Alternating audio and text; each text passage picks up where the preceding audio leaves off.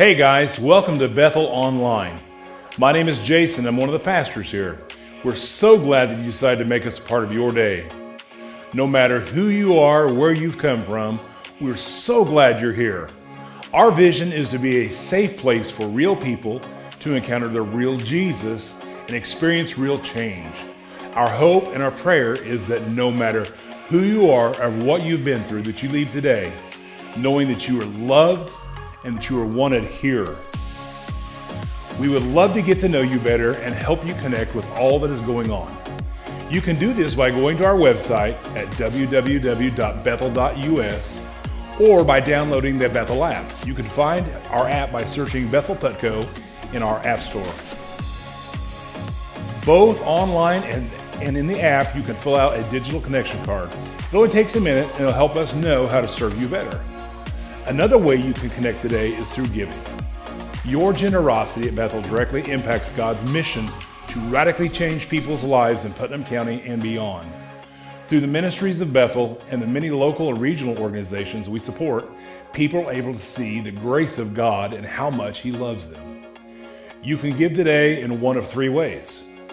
On our website at bethel.us/give, in the Bethel app, or by texting Give to Bethel to 77977. Thank you so much for partnering with us and making a difference. In just a moment, the band is going to lead us in worship. I invite you to join in as you feel comfortable. Maybe for you, that's singing along wherever you find yourself today. Maybe it's listening and soaking in what God wants to say to you. Whatever it is, know that God sees you and that He loves you. After the music, one of our pastors will share with us a message that ultimately reminds us there is hope found in Jesus. Thanks again for tuning in, and I hope you all have a fantastic day.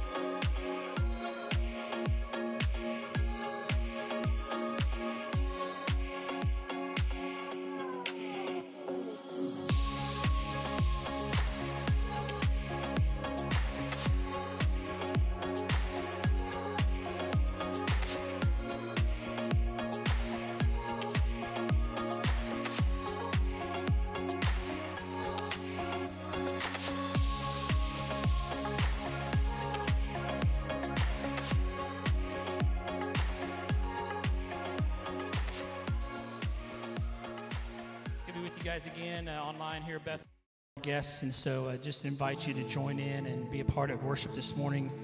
Sing along if you know it or when you know it, and we're just going to raise our voices. We're going to raise a hallelujah to Him today, so join in when you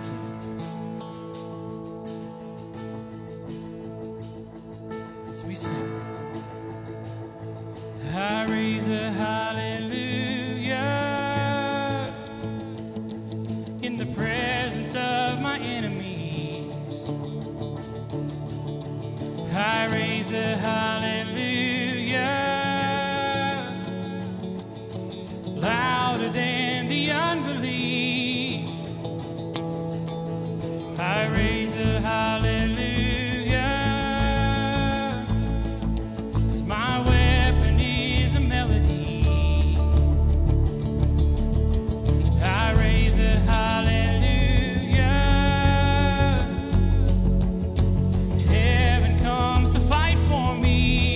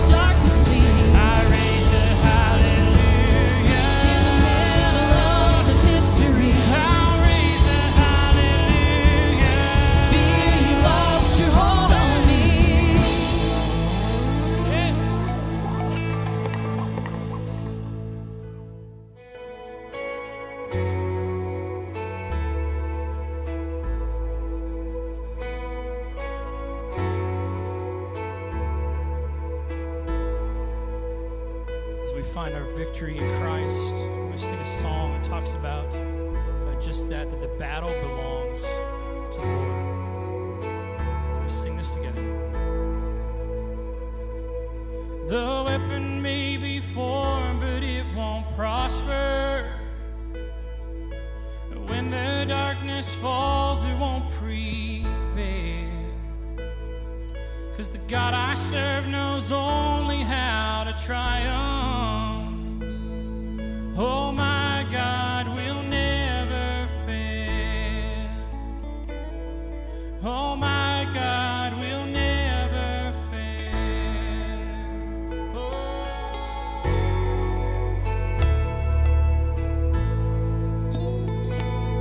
That's our promise, church. We sing that all together again. The weapon may be formed. The weapon may be formed, but it won't prosper. When the darkness falls, it won't prevail. 'Cause the God I serve knows only how to triumph. Oh, my God will never fail. No, He won't. No, my God will never fail. And I'm gonna see a victory. I'm gonna see a victory. For the battle belongs to you, Lord. I'm gonna see a victory. I'm gonna see a victory. For the battle belongs to you, Lord.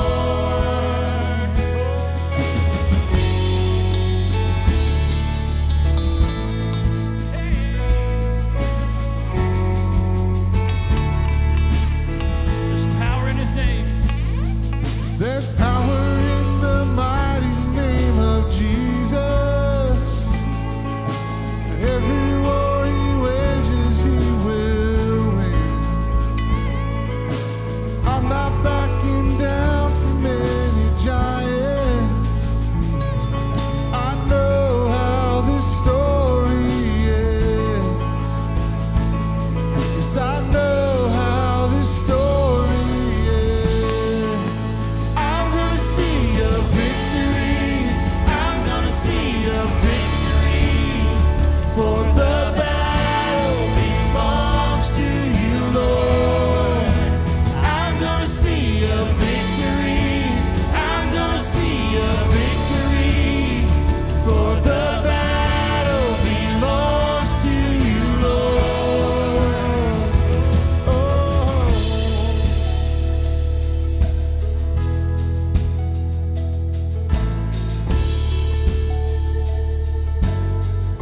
We sing this together, so you take What the enemy meant for evil, and you turn it for good. You turn it for good. You take what the enemy meant for evil, and you turn it for good. You turn it for good. Oh, you take. You take what the enemy meant for evil, and you turn it for good. You turn it for good. You take what the enemy meant for evil, and you turn it for good. You turn it for good. Oh, and I'm gonna see a victory.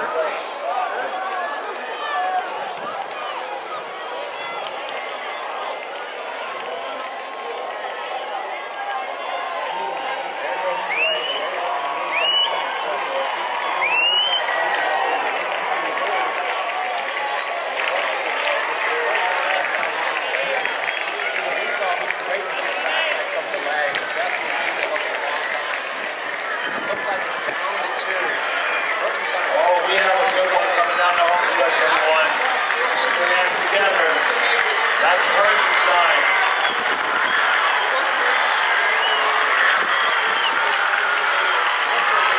Outstanding race. Going down and winning. Let me see that video on you. What a race. Man, we love comebacks, don't we? I mean, that video, that was the daughter of two of my high school friends who were good cross-country runners, and they got married, and their daughter is now very competitive. And so a couple years ago, on the bell lap of the state championship 1 mile run, she fell down and had a setback that led to a comeback. We love comebacks. But let's all be honest, we would all prefer to just stay on top. We would prefer to not experience the setback, and yet from a spectator's standpoint, from a Christian standpoint, we love a comeback. And the reality, though, is most of the comebacks that we remember, whether it be in sports or life, most of them happened after a setback.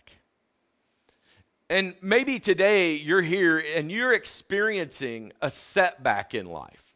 Maybe you're on the other side of a setback and you've started to get your breath again from that setback, and you've started to settle into a pattern of getting moving again. But maybe today you're here right in the middle of a setback, and the setback makes you think there's no comeback. But the Bible, the Scripture, the stories that have been given to us and passed down show time after time a recurring theme of a setback being a setup for a comeback. Today we're going to talk about the book of Ruth. In this series, we're going to kind of work our way through the book of Ruth. And it begins the story in Ruth by saying, in the days when the judges ruled. This was a time in God's people's history where there wasn't a monarchy sort of leadership, where leadership was spread throughout God's people to a group of people named judges who were kind of warriors who basically stood up during time of war to gather the people together. And it wasn't a great time for the people. They really seemed to struggle with direction. They seemed to struggle with being obedient. And during this time, there's a famine that happens in the land. I mean, you can control a lot of things, but the reality is that God often uses circumstances like famines to teach us lessons or to carry out His will in our life. And when you look back if you look in our current culture and you look back in history, you will find that many great events, great comebacks, have been born out of events like this. So there's a famine in the land. There's just no food. So a man from Bethlehem in Judah, from right in the heart of God's country, from right in the heart of where God's people were, from where Jesus would ultimately be born, this man, together with his wife and 2 sons, went for a while in the country of Moab. Now, you and I listen to that and we think, oh, they moved. I mean, there were some circumstances over here that were bad, and they moved away from their circumstances. In reality, oftentimes when we try to move away from our trouble or run away from our problem, the problem is we take us with us. And Moab was a place that had been the enemy of God's people, and they had been instructed not to intermingle with these people, and they had been instructed to stay away from Moab. But the reality is that circumstances for the husband led him to take his family there. Now, the man's name was Elimelech, and his wife's name was Naomi. Now, you need to understand, Naomi's name meant sweetheart, and Naomi likely in her culture didn't have a whole lot of power. Like, all of her identity was wrapped up in the fact that she was married to this Jewish male. And Naomi was a Jewish woman, and they were going about their lives, but they had moved away from the people of God, and they had moved to Moab. And the names of the 2 sons were Mahlon and Chilion. Now, these are the only place that these people are really listed in Scripture. Elimelech is going to disappear in a minute. Mahlon and Chilion are going to disappear in a minute. It says they were Ephrathites from Bethlehem and Judah, where they went to Moab, and they went to Moab and lived there. Now, Elimelech, Naomi's husband, he died, and she was left with her 2 sons. So here she is, away from God's people, having moved away, maybe because her husband pulled her away, and maybe because she accepted less than God had for her. And Christians, we often like to look at people when they get in circumstances and try to explain why. But the bottom line is, whether you explain it as a disobedience of Naomi or the disobedience of her husband impacting her, here she is, and she's now widowed. And the problem is, being widowed and far away from the people who could redeem her and help her, Naomi is in what looks like a desperate situation. She's left with these 2 sons. Remember Mahlon and Chilion? You see, Mahlon and Chilion, their names mean sick and dying. Can you imagine in Jewish culture where names were an important part of the culture? Can you imagine how their identity had been shaped by the fact that sickness and death had been spoken of them their entire life? That maybe what brought them to this place, that what brought them to this situation wasn't so much their issue, but things had been spoken over them for so long. Ultimately, it says they married Moabite women. Like, their mom and dad had kind of moved away from God's people, and they moved in with people who were not God's people. And they met one they named Orpah. One of them married a woman named Orpah, and the other a woman named Ruth. After they had lived there for about 10 years, so they had lived away from God's people for so long, Naomi had, for a pretty substantial period of time. After they lived there about 10 years, both Mahlon and Chilion died. And Naomi was left without her 2 sons and her husband. See, this was a setback. The reality is that it looks like things are kind of done for Naomi. Culturally, she would have been not likely wanted because of her age. The people within the family who could have married her or accepted her or taken her in and kind of looked after her weren't around. And so she couldn't have been redeemed. It didn't look like her situation was redeemable. So here she is, left without even her sons to help. It was a setback. And I'm sure in Naomi's moment that she didn't feel like it would get better. That in this moment, she didn't see a lot of hope for a comeback, that all she could see was the setback. And quite frankly, in modern English, life sucked for her. When Naomi heard in Moab that the Lord had come to the aid of his people by providing food for them, she and her daughters-in-law prepared to return home from there. They heard that the famine was kind of over. God was taking care of the people. And she began to return home. But even returning home for her was risky. I mean, after all, they had bailed and left 10 years ago. Would people even remember her for her potential, or would they remember her from her story of walking away? Would people remember the circumstances that caused her to leave? Would people remember that while they had suffered, that she had moved on so they would be okay? And her husband wasn't there to defend her. So she and her daughter-in-laws prepared to return home from there. So her out-of-towner daughter-in-laws are going to come with her. And she says, with her 2 daughter-in-laws, she left the place where she had been living and set out on the road that would take them back to the land of Judah. When you've experienced a setback, it's often so hard to believe that there's something beyond the setback, that just the step of beginning to move forward can be difficult. And she said, it says, they started on the road that took them back to the land of Judah. For many of you today, if you're in a season of setback, you might find it hard to think about trying to come back. Maybe you used to follow Jesus and you would say that your relationship with Jesus has gotten distance. Maybe you moved away. Maybe some things pulled you away. Maybe at some point you just walked away because you didn't feel what you thought you would feel. And they had set out on the road that would take them back to the land of Judah. Then Naomi said to her 2 daughters-in-law, "Go back, each of you." I don't know what prompted her to do this. It says they started to set out. But apparently somewhere along the way, Naomi looks at them and thinks, I got to let them stay.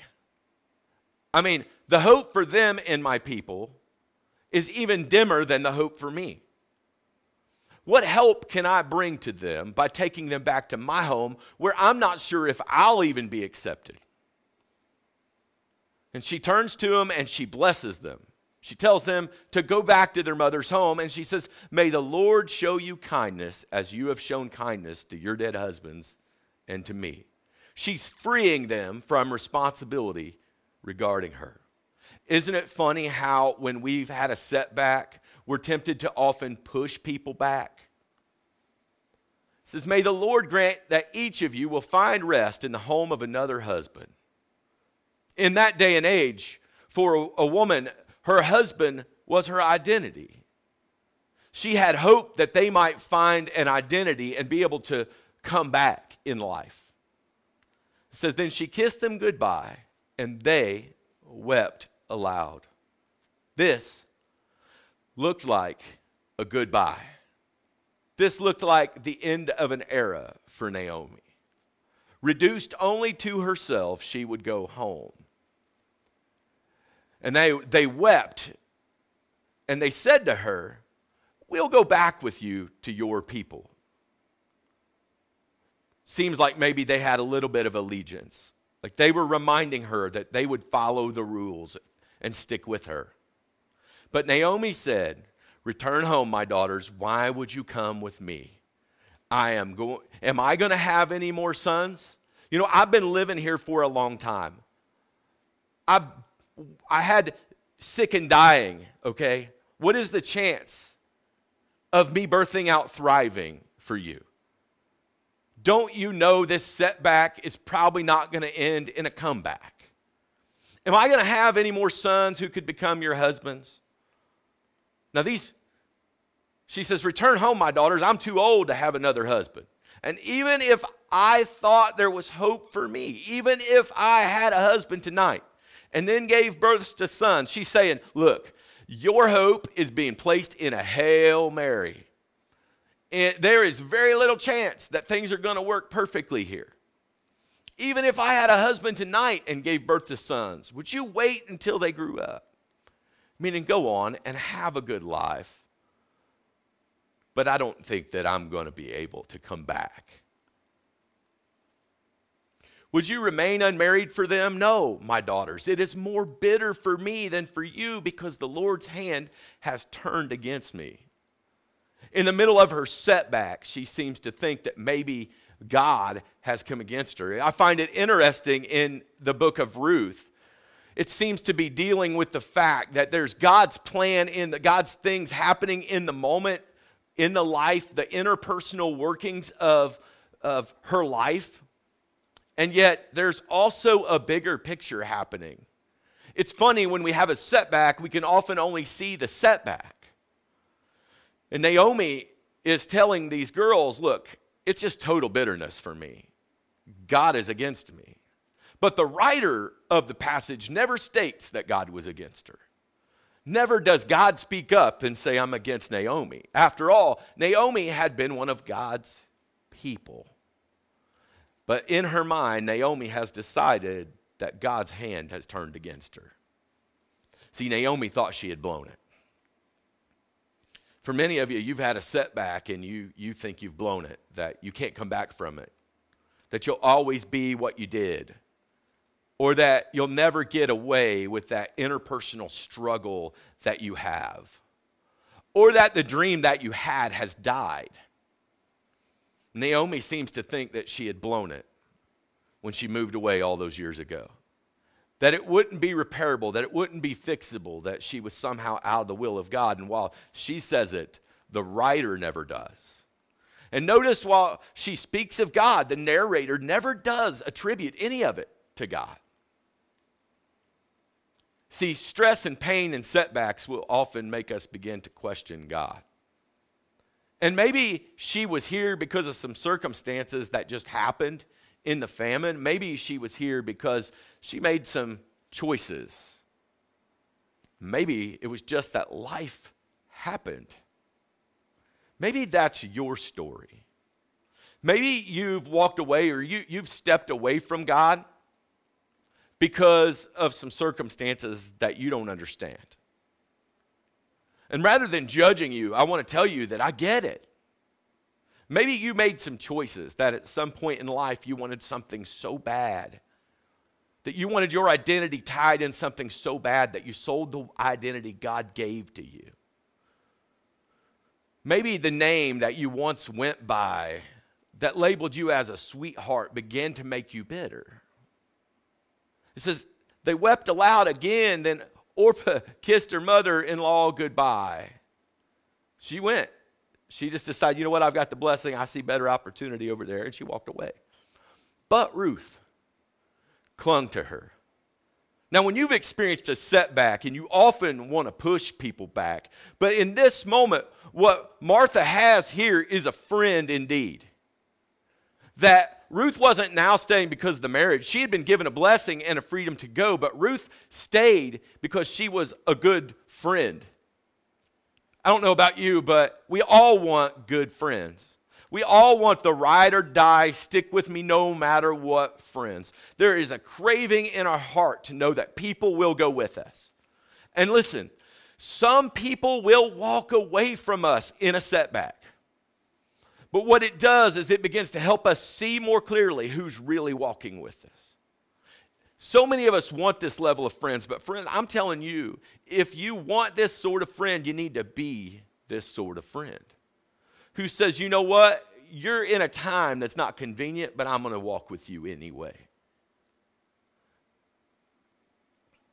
Look, said Naomi, your sister-in-law is going back with her people, back to her gods. Go back with her. Like, you can turn away. It's okay. I'm good with it. But Ruth replied, don't urge me to leave you or to turn back from you. Where you go, I will go. Where you stay, I will stay. Your people will be my people and your God, my God. What you see happening here is that Ruth has a choice to make.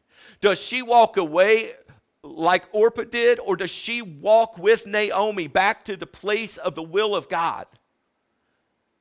And she decides to stay. What you see here is a conversion from a woman who would have been considered to be outside of God's people to become inside of God's people. And we talk about the resurrection of Jesus and how it allows those of us who were outside the will of God to enter into the will of God and begin to walk in the will of God. We talk about the resurrection and how it allows us to do that. And the truth is, that is evident all the way back into Scripture. There's Ruth, who would have been an outsider, who becomes a part of God's greater plan in a way that we'll talk about next week that absolutely changed history and alters your life. And she declares that the God of Naomi will be her God. Where you die, I will die, and there I will be buried. May the Lord deal with me if it ever so severely, if even death separates you and me. I'm going to be your ride or die. I'm going to walk this out with you, Naomi. And when Naomi realized that Ruth was determined to go with her, she stopped urging her. At some point, Naomi decided that the community with Ruth was worth walking. So the two women went on until they came to Bethlehem. Do you know how they got to Bethlehem? One step at a time. That there was the moment, the step where she decided to go back home. And for many of you, today is the moment where you begin to take that step. And while we would like to hear the rest of the story, the end of the story, how it's going to go, the reality is that we can often start the step while we don't yet see. And they went and they get back to where they had come from, back to where their identity was really raised. And the whole town stirred because of them. And the women exclaimed, "Can this be Naomi?" Remember, her name meant sweetheart. Can this be the person we remember by that identity? And she says, "Don't call me Naomi. Call me Mara, because the Almighty has made my life very bitter." Mara means bitter. She was saying, don't call me sweetheart anymore. I'll never have that again. That's been taken from me. I gave it up. I don't know why, but somewhere along the way, she couldn't resonate with the name that she had gotten by being a part of God's people, that she had been given this name, that names were significant. And she was kind of ready to give it up because she no longer saw herself by the name given to her as a part of being a part of God's people. She merely saw herself as bitter. She said, "I went away full, but the Lord has brought me back empty." Now, this was maybe not true about what had caused it, or maybe it wasn't what had brought it about, but it was certainly how she perceived it. Why call me Naomi? The Lord has afflicted me. The Almighty has brought misfortune upon me.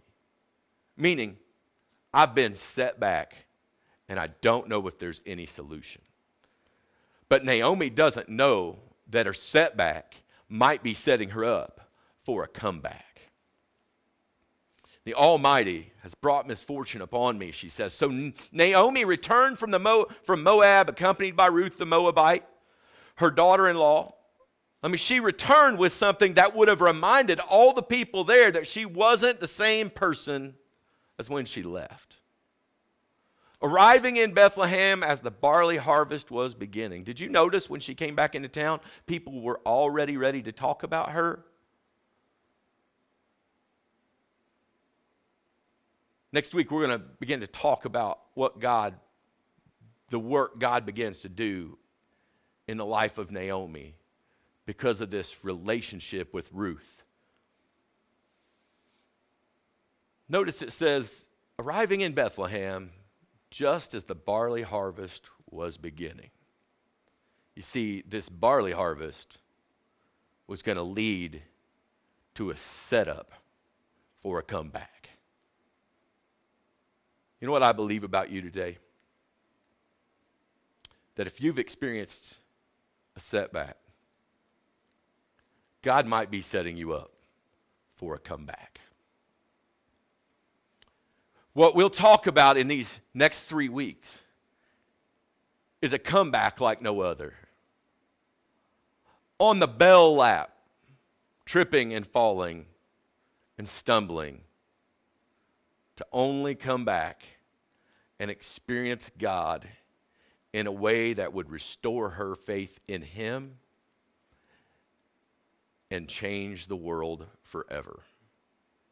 You see, I believe that even if you're in a season of setback, that God can do more than you can imagine or hope for. In these moments, all she could hope for was the least things, and yet God was doing great things. All she could hope for was survival, and she one day again would find herself thriving, coming from a setback to a comeback. And not only did God want to do that in her life, there were ways that God was using this situation to set up the greatest comeback in history. I believe God wants to do that in your life. Maybe today is a day where you begin to take one step to say, you know what? Rather than to sit back in my setback, I'm going to begin to stand up and see if there's a comeback. Maybe today's the day where you don't see how this all works out, but you begin to look for how God is setting you up for a comeback. Maybe you've walked away from a relationship with God because you knew some of God's people and what they thought of you. And maybe you have walked away because of some circumstances. Maybe you've been pulled away. Maybe your understanding of God has just been racked by your setback.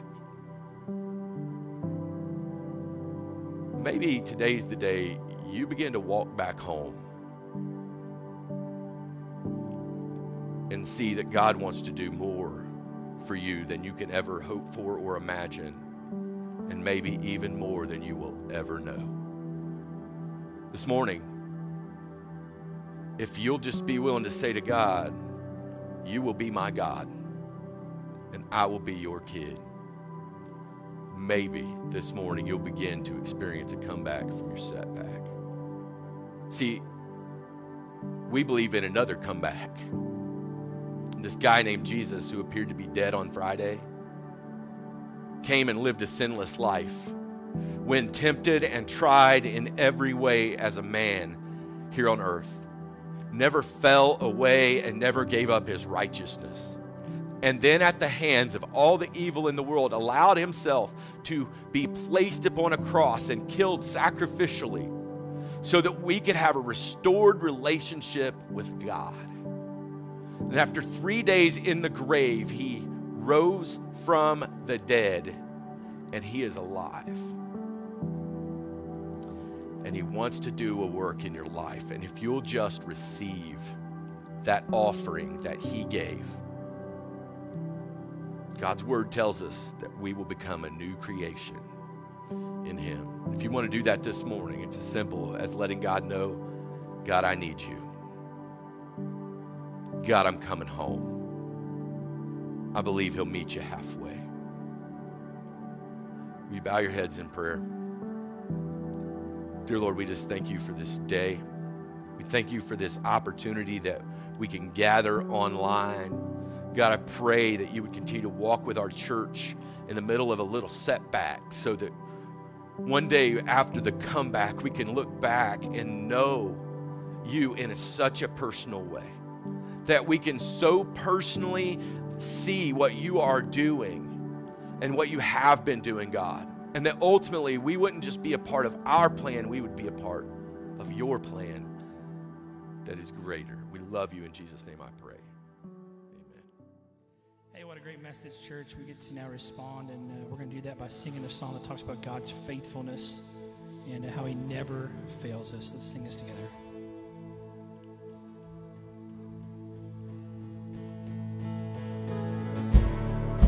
Walking around these walls, I thought by now they'd fall,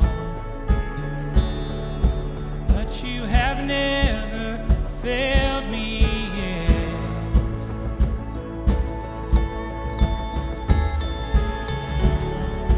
Waiting for change to come, knowing the battle's won, for you have never failed me yet. Tell him your promise. Your promise still stands.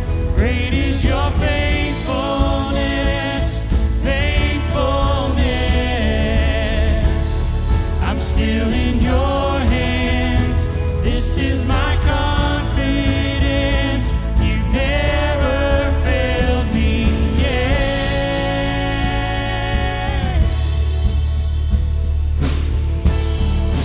I know the night won't last.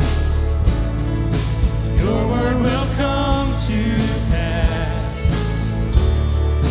My heart will sing your praise again.